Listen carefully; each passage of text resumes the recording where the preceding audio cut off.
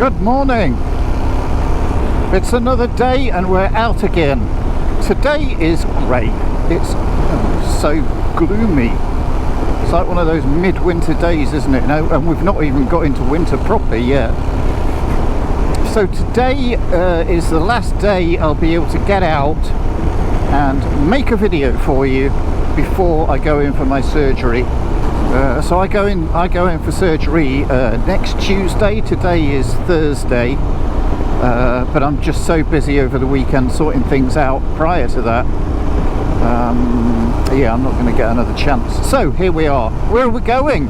We're heading over towards Newark today again. We went there last time, just the other side of Newark, for the On Freedom's Wings sculpture and video. Thanks for the support over that, guys. Don't forget, if you've not seen it already, get over there and, more importantly, make a contribution. They're so close to getting the figure that they need now. So get over there, have a look at the website. I'll put the link here somewhere, and make a contribution to them. So where are we going today? Well, we are heading to Newark, as I've said, and we are going to the Air Museum, Newark. I've never been, so I'm looking forward to going, having a look, see what they've got, and I'll take you along with me and show you around. So there's two big hangars. So if it starts to rain, we can go into those with exhibits in them. But there's a load of exhibits outside as well. There's some really good aircraft there. I know that there's a Vulcan there. So yeah, let's get along there and we'll have a look, shall we? See you there.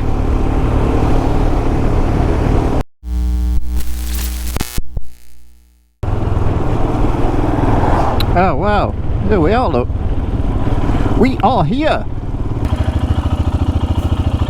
No parking in front of these doors. Let's park in front of those doors. There's the Vulcan. Don't know whether you can see that, but there is the Vulcan. We're in. Okay, let's start and have a look round.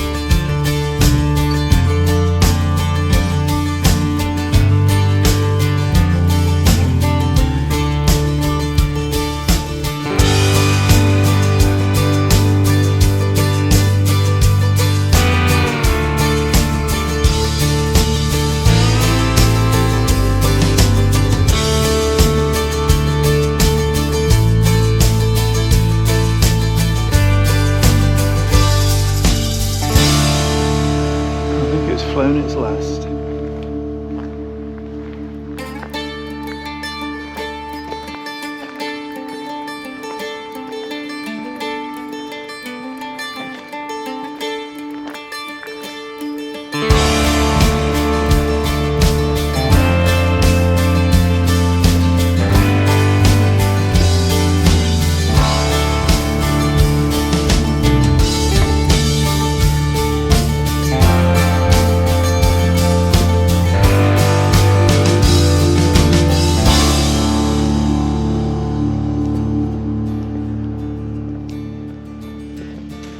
Morning. Would you like to have a look inside the cockpit? Oh yeah, I'd love to.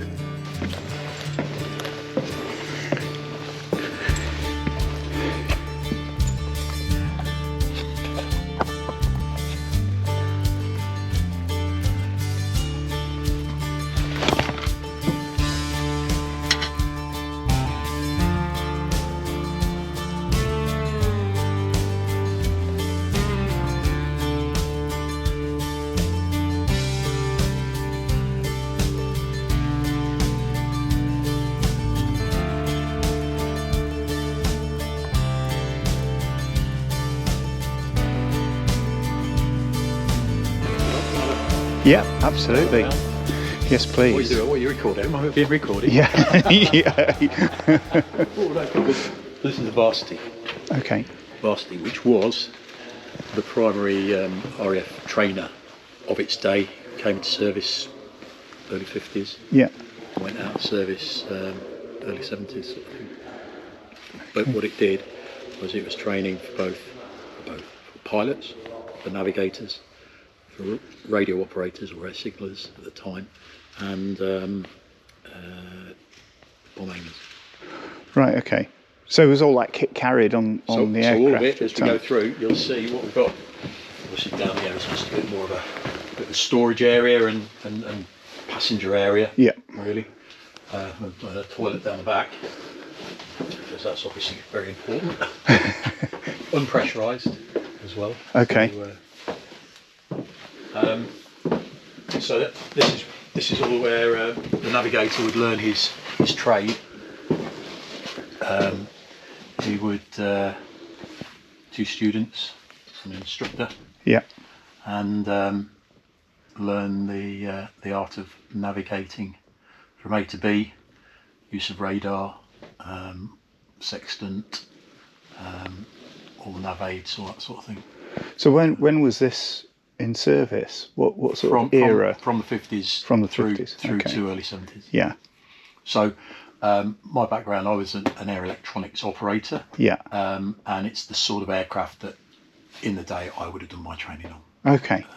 Basic flying training, whereas when you're posted to your aircraft, you'd end up being that's when you'd get more of the state-of-the-art stuff on that specialist training. Yeah. So for example, you'd have basic radar here, Yes. but then when you get to your OCU, you'd be trained to the specifics of the radar that platform aircraft has use. got. Yeah. Okay. So that's where the more technical stuff would come in. Yeah. And of course, obviously, this was the days before computers. Mm. You know, so it is all a bit clunky and wheels Yeah. and valves and stuff like that. So you know, you've got basic repeaters from the flight deck. So you've got your altimeter and speed and that sort of thing. But really, it was all about learning to navigate aircraft with all the tools at your disposal. So, you know, sextants, astrodome, so you can stick your head up and just have a look. Have a look where we are. Have a look where you are. Put your sextants up. Yeah. Into various bits. You know, see where the stars are. Okay. So dead reckoning. That sort of thing. Okay. You know, yeah. Just mind the main spar when you come by. Sure. Very similar to the main spar in Lancaster. I was just about to say it. Yes, that Same sort as the of thing. Lancaster, isn't it? Gives the rigidity to the wing. Yeah. Bomb aimer position. So again, training to be a bomb aimer for moving on then to the likes of your Vulcan and your Canberra. Yeah. Did they use the same kind of? Well, again, it's getting the gist of how it's done. Yeah. Okay. Yeah, I mean, some of it, and I can't be specific, but some of it will be common. Yeah. Some of it will be,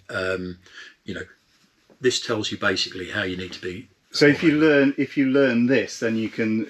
I mean, this is the basic of bomb aiming, and it's like that's the basic. Yeah, of and then you would move on to your operational conversion unit, where you would get the little idiosyncrasies of the potentially different types of systems. Sure. But the principles are all the same. Yeah. So as long as you've learnt this bit, you learn the principles from this, and then the rest. You get taught the rest in there. So you come out of the basic training to a basic standard. Yes. And then you move on to the operational conversion unit, where you come out as a limited, combat ready operator. Yeah, sure. Okay, and then cockpit end. Forward, cockpit end. So this bench is where your radio operator would do his training. Yeah. So again, predominantly all about communications, and generally long range communications. Primary method, more Right. Okay. Okay. Because, you know, regardless of what's going on in the world and the atmosphere, etc., Morse should always get through. Yes. Yeah. Your messages would be coded up and sent off, and you'd be telling your headquarters, yeah, we're still here, we're okay, or equally headquarters would be telling you, we need you to move over to a different area to search for whatever, etc. And then you would pass the messages out to the crew captain, and the crew captain would then decide how to fly the aircraft. Yeah. Okay. And then really to the front end, and where the pilots would be doing their basic training for multi-engine handling. Right. Fast jet pilots, I can't be 100% on this, may go into this, but this was primarily for multi-engine guys. So guys that are going to the big, to your Canberras, to your Vulcans, to things that the heavy lifter type, heavier transport aircraft type of stuff. It does look, to me, it looks fairly rudimentary. Again, well, it is compared to the modern day. Yeah, exactly. And in its day, this aircraft would be, when it first came in, as advanced as they were at the time, sort of thing. I can't remember the name of there was a civilian equivalent of this, which was an airliner, to all intents and purposes. I can't remember the name of it. But the good thing about this aircraft was it did all of that training. So it did pilots, it did navigators, it did bomb aimers, it did radio operators or signallers type stuff. It did all of that. Whereas when it went out of service, it then got split into the jet stream, which is down there on the right, and the Domini, which is there up in front. The jet stream took over as the multi-engine pilot trainer.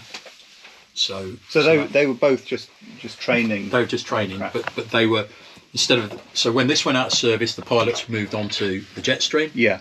And they did that. And when this went out of service, the navigators and the air electronics operators, radio operators at the time, moved on to the Domini.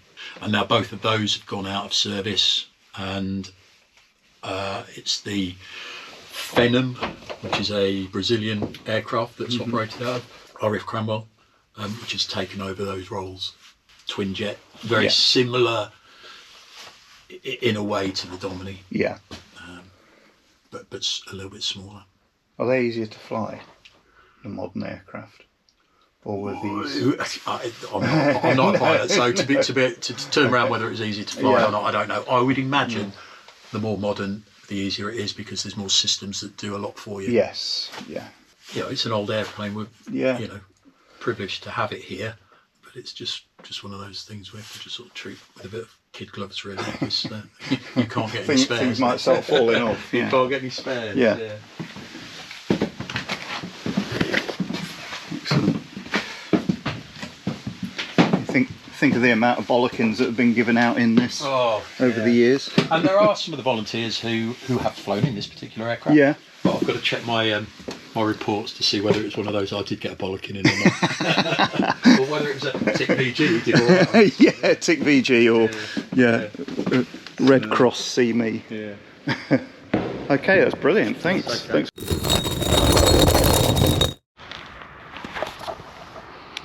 Well, the competition for the ugliest damn plane here has just been won. Look at the state of that. What is it, I hear you ask? What the hell is that?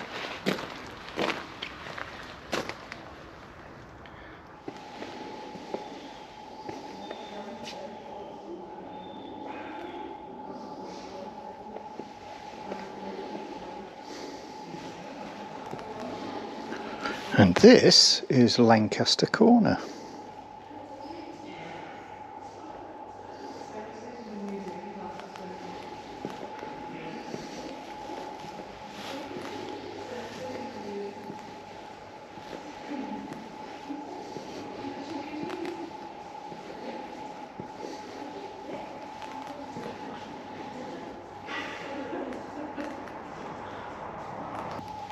So, the Newark Air museum, which we're at now, is at Winthorpe in Newark. If you want to come and visit, it's open every day from through the year. It's open every day. It's £10 for adults. I'm not sure what the concessions is. If you go to the website, it'll show you. Just go to Newark Air Museum website, and it will give you all the details that you need. But it's well worth a visit. There's two of these massive hangars full of aircraft, and in the previous hangar, as you saw, Andy Smith was one of the volunteers showing me around the planes there. It's absolutely fabulous. Right, let's get out of here. So that was the Air Museum at Newark, and what an enjoyable trip that was. I really enjoyed it, really enjoyed that. Lots of exhibits and some very helpful volunteers as well. So special thanks to Andy Smith, who showed me around a couple of the exhibits today. Yeah, I just really enjoyed it. It was great fun, actually. What a way to spend a dreary November Thursday. So I've got a couple more air museums that I want to visit, but that's not going to be until spring next year. Oh yeah, I meant to say actually that on site there are plenty of toilets for us older fellas that need a toilet quite often. And also there's a really nice cafe as well. All the facilities spotlessly clean. I can't recommend it highly enough. Get your arses here. £10 entrance fee. There are concessions obviously for OAPs and children, but yeah, it's a good day out for anybody. So that's it from me then, folks. Hope you enjoyed the video. If you did, please give me a thumbs up and subscribe to the channel, and I will see you on the next video.